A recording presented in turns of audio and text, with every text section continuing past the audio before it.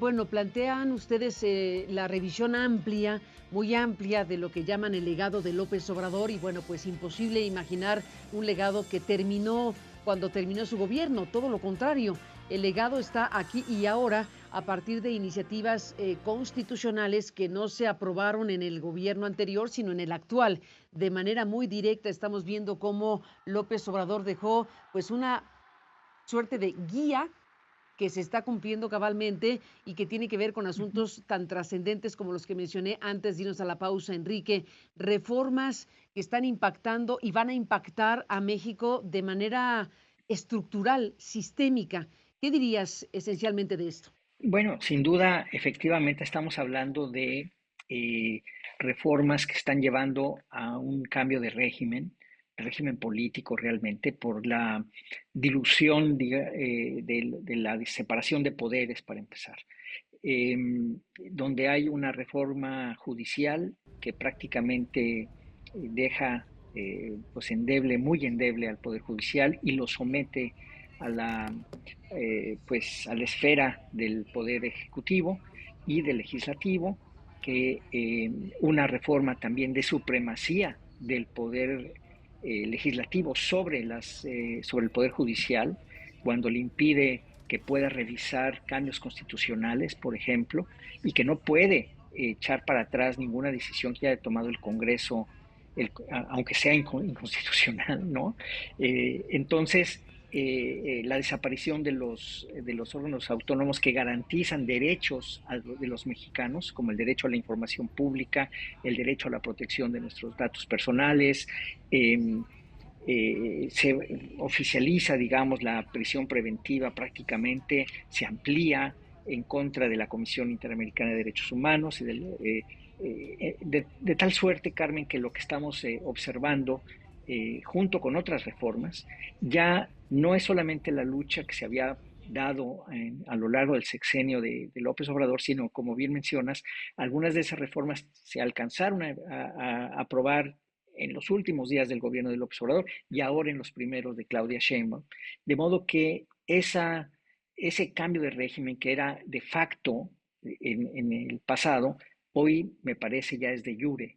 Es decir, ya hay un cambio constitucional, una estructura constitucional que hace que haya pues una centralización del poder muy fuerte y además apuntalada por las Fuerzas Armadas.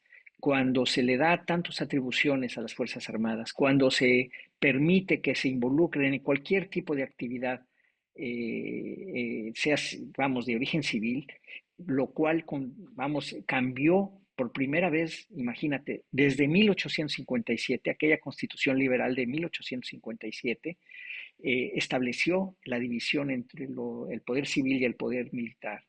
Y no se había modificado ese artículo nunca, de entonces para acá. Y ese ahora se modificó. Entonces, no solamente vemos una centralización del poder, sino ahora un apuntalamiento, apuntalamiento basado en las Fuerzas Armadas. Y todo esto en medio de pues, una crisis de seguridad del crimen organizado, su propio involucramiento en aspectos electorales, como ya vimos, y todo esto pues genera una situación ya de jure, otra vez, pero de una concentración de poder enorme que estamos viviendo en México, Carmen. Estamos viendo cómo se está cumpliendo en México el conjunto de reformas específicamente que heredó, que legó López Obrador. eh, Muy pocos cambios en realidad. En el tema antimonopolios se creó algo al respecto. En general, ¿qué estás viendo? ¿Qué significa finalmente un legado que trasciende a las fechas oficiales de fin de un sexenio y que sigue vigente a partir de cumplimentar, digámoslo así, el conjunto de cosas que se dejaron para el siguiente gobierno? Sí, tienes toda la razón, Carmen. Habrá que ver en el tiempo eh, si todas estas políticas y acciones que el anterior presidente López Obrador generó e implementó en su administración le van a poder servir a Claudia durante estos años, ¿no? Si hay algo que se ha demostrado y tú lo sabes perfectamente porque lo vives día a día en tus noticias, es que de una u otra manera el gobierno sí vive de una continuidad de buenas políticas, ¿no? Yo utilizo una frase que me gusta: jugada que te da yardas, no la cambies, ¿no? En términos Ujú. generales, gran parte de la practicidad de las políticas que se implementaron en el gobierno de López Obrador no fueron exitosas, ¿no?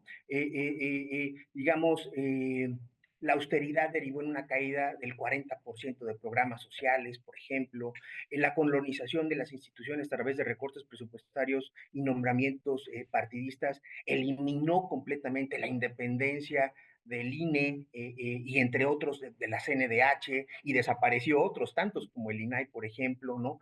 Entonces, la Secretaría de la Función Pública, por ejemplo, investigó menos del 5% de las denuncias recibidas, ¿no? Lo que debilita mucho su discurso de anticorrupción, etcétera, ¿no? Entonces, lo que quiero decir es que si verdaderamente la presidenta Sheinbaum va a poder gobernar, va a tener que empezar a evaluar muy pronto cuáles son las políticas que va a tener que ir eliminando, ¿no? Porque no todas, ni todo el panorama, como lo mencionaste en la introducción de esta segunda parte, van a poderle dar resultados. Entonces, sí creo que existe una deficiencia en materia general en términos de una oposición desorganizada que no ha tenido en el tiempo la capacidad de presentar una fuerza de imposición, una voz cantante que pudiera, pues justamente, ¿verdad? Tener un ejercicio de gobierno en toda su extensión, un ejercicio